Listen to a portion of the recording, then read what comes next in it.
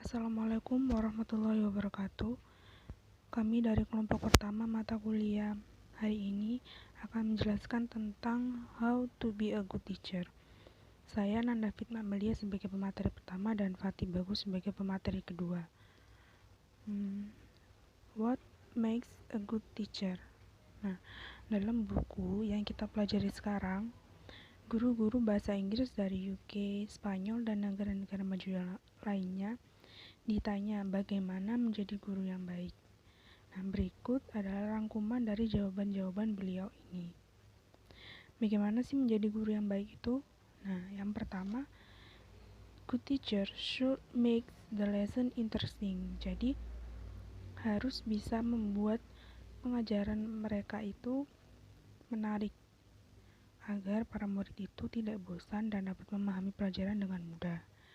Yang kedua, good teacher must love their job. Kalau seseorang tuh suka sama pekerjaannya yang sekarang, kan pastinya bakal enjoy saat mengajar dan tentunya dapat lebih profesional dan terlihat selalu happy saat mengajar, sehingga ke muridnya sendiri jadi lebih membawa positive vibes. Selanjutnya, must have a lot of knowledge, not only of their subject. Jadi, guru itu harus memiliki ilmu yang banyak dan luas yang bukan hanya bersangkutan dengan pelajaran yang diajarnya. Jadi, jika ada muridnya yang bertanya tentang pelajaran lain, setidaknya bisa menjawabnya. Kemudian, a good teacher is entertainer. Nah, maksudnya di sini, guru yang baik itu bukan hanya pengajar pelajaran yang diajar saja, tapi harus mampu menjadi guide, konselor, fasilitator, pelatih, mentor, helper, caregiver, dan leader bagi muridnya. Selanjutnya, a good teacher must objective. Maksudnya, guru yang baik itu memandang semua muridnya itu sama, tidak membedakan yang pintar atau yang kurang pintar. Jadi semua diberi pelajaran, tugas, dan perlakuan yang sama. Selanjutnya, should be able to correct the student without offending them. Jadi, berani memberitahu kesalahan muridnya dan memberitahu hal yang benar tanpa menyudutkan mereka. Selanjutnya, know their student name. Jadi, guru itu setidaknya tahu siapa yang mereka ajar agar mempermudah dalam mengajar. Kemudian, can try and draw out the quiet one and control the talkative one. Jadi bisa membuat murid yang pendiam atau pasif menjadi aktif dan dapat mengontrol yang talk aktif. Selanjutnya, how should teacher talks to student? Bagaimana seharusnya guru itu berbicara kepada murid-muridnya?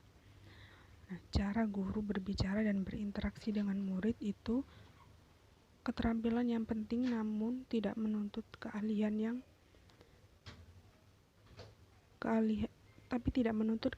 teknis.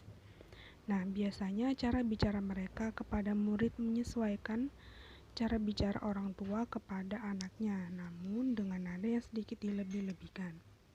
Tentunya juga menggunakan grammar atau tata bahasa yang lebih mudah dimengerti muridnya. Menggunakan kosakata yang umum, jadi bukan istilah-istilah yang sulit dan selalu membuat kontak mata kepada mereka.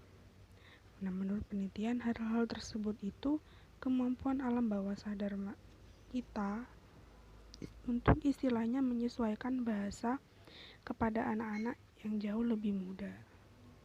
Nah, selain kemampuan tersebut, biasanya juga menggunakan gerakan fisik seperti gestur saat berbicara dan ekspresi wajah. Selanjutnya, how should teachers give instruction? Nah, bagaimana seharusnya guru memberi instruksi? Ada 2 petunjuk umum sebelum guru memberi instruksi kepada muridnya.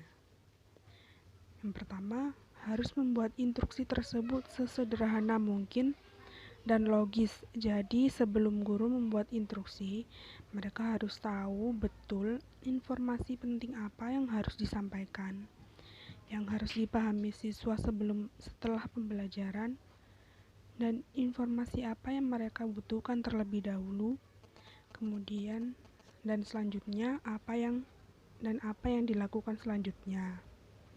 Yang kedua, saat memberi instruksi, penting untuk memeriksa apakah murid itu paham apa yang diminta mereka lakukan, dapat dengan cara meminta siswa lain menjelaskan dengan bahasa mereka sendiri yang teman lainnya dapat memahami bahasa mereka. Seperti itu. Pembahasan selanjutnya akan dilanjutkan oleh Mas Fatih.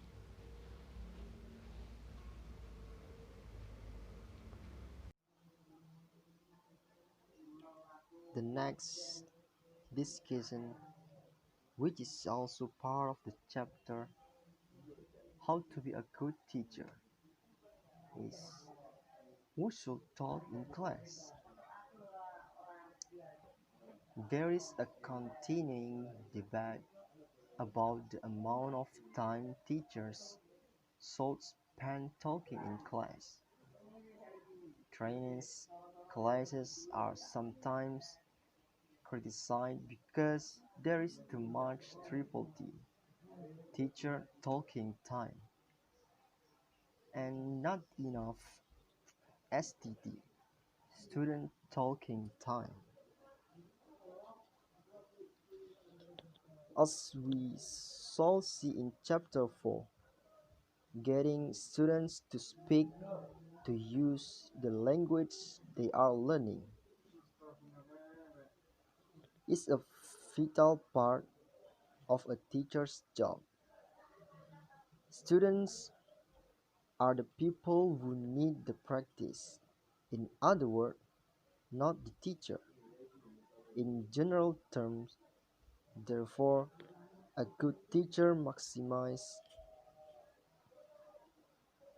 STT, student talking time, and minimize triple T, teacher talking time.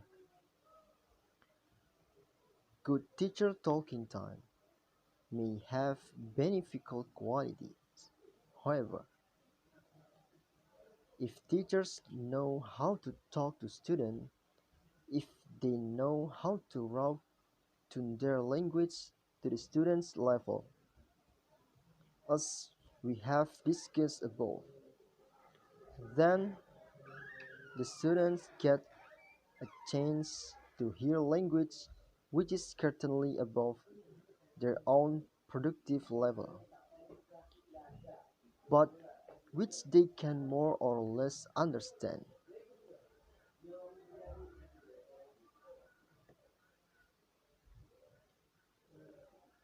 The best lessons are ones where STT, student talking time, is maximized, but where at appropriate moments during the lesson the teacher is not afraid to summarize what is happening, tell a story, join into discussion, and etc. Good teachers use their common sense and experience to get the balance right.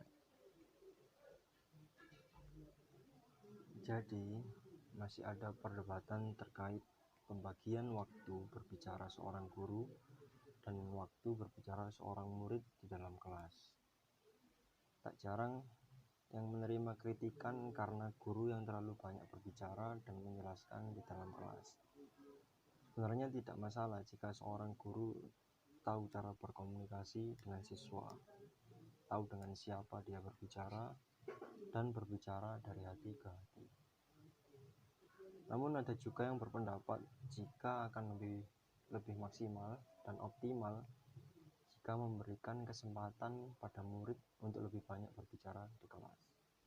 Tapi kembali lagi semua tergantung bagaimana cara seorang guru itu menguasai kelas sesuai dengan pengalamannya. The next discussion.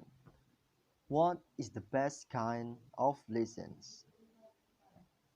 One of the greatest enemies of successful teaching is student boredom. This is often caused by the deadening predictability of much classroom time. Students frequently know what is going to happen in class, and they know this because it will be the same as what happened in the last class and a whole string of classes before that. Something has to be done to break the chain. In John Fanslow's monumental book Breaking Rules, he suggests that both for the teacher's sanity and the student continuing involvement, teachers need to balance their own behavior patterns.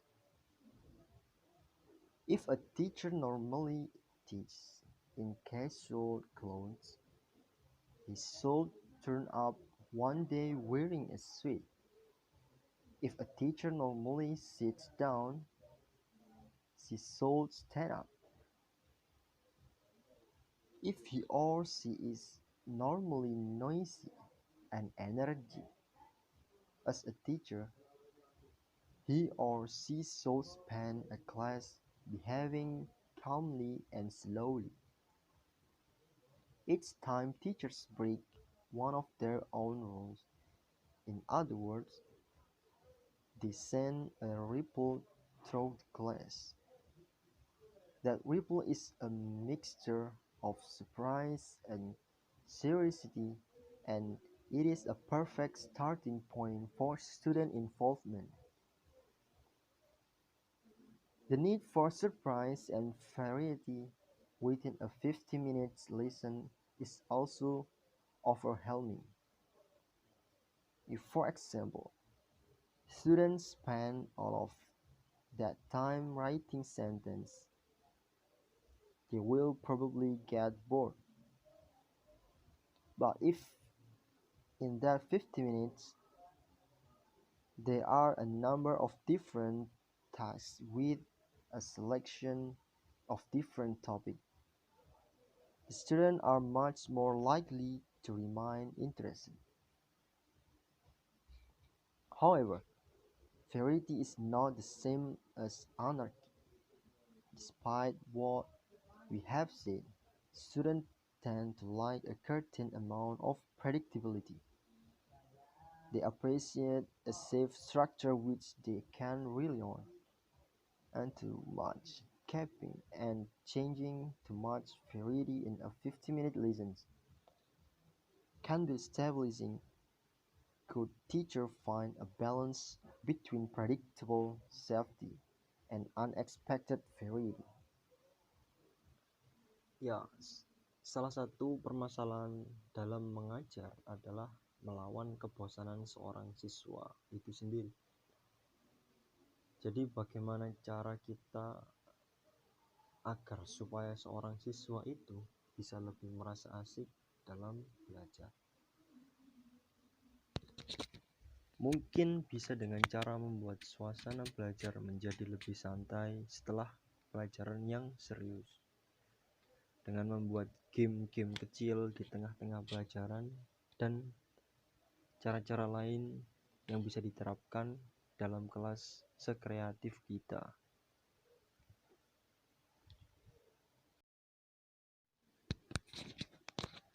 The last discussion.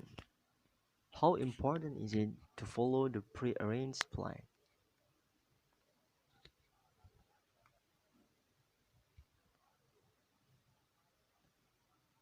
A balance has to be struck between teacher attempting to achieve what they set out to achieve, responding to what students are saying or doing.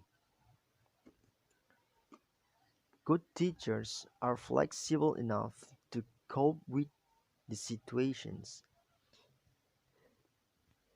because they are focusing on the students and what they need.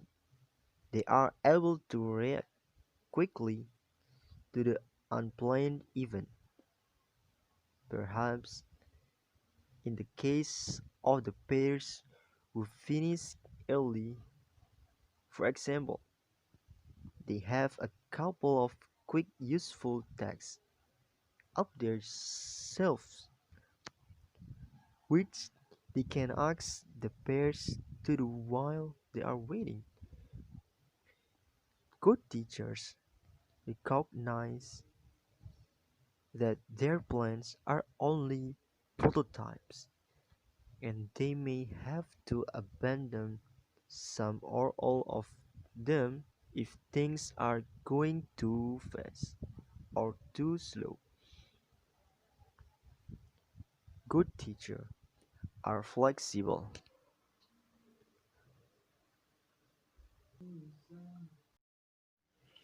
The conclusions in this chapter is describe some of the qualities which good teachers possess. Investigate the kind of language teachers use with students. It should at all times be comprehensible, and especially when giving instructions, it should be clear and well stated.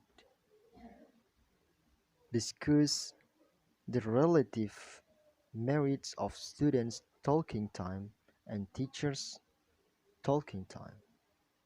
Triple T can have use helping students to acquire language, but should not predominate at the expense of STT. Stress the need for variety within a secure setting. We have said that teachers need to walk a fine line between predictability and surprise, without lurching into either monotony or anarchy.